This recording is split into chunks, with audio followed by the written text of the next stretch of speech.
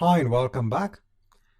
Now in this chapter, I just want to go ahead and give a quick note when it comes to transparent data encryption.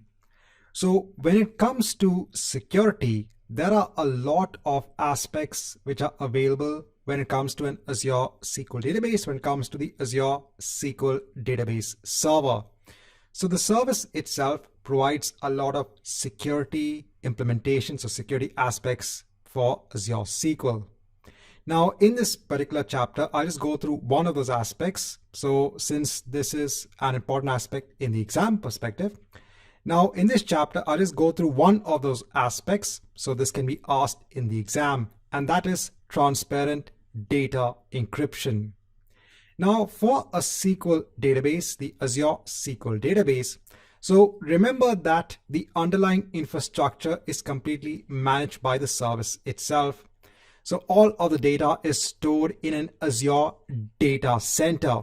So the Azure data center has its own servers, its own storage.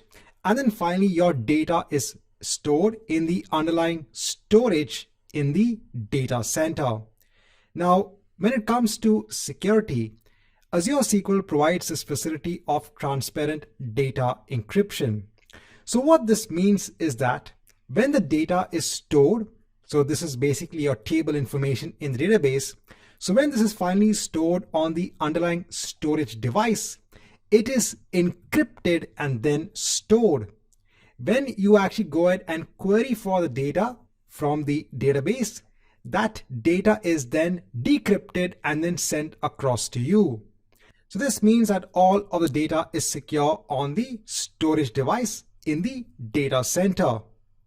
Now, even though Azure data centers are pretty secure on its own, some companies have this requirement wherein even when the data is stored on a storage device in an Azure data center, it needs to be encrypted. This is an extra level of security. And that is an aspect that is available with the setting of transparent data encryption. Now, by default, transparent data encryption is already enabled for a SQL database. So let's quickly go on to Azure and show you that setting.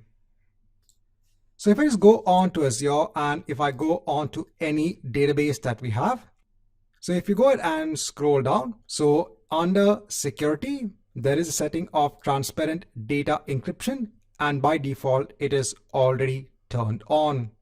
So over here, this encrypts your databases, your backups, and the logs at rest. At rest, it just means that whenever it is stored on the underlying storage device, it will be encrypted and then stored.